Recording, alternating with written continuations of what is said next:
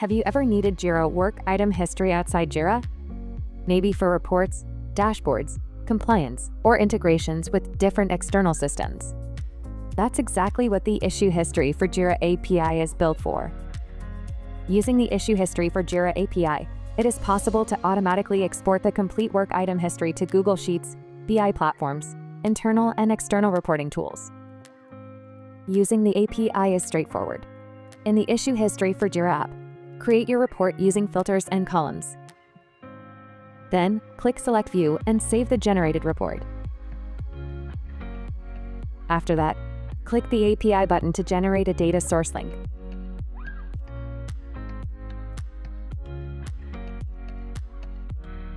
After the authorization, you can use this link to automatically export the report to external systems and keep your data up to date.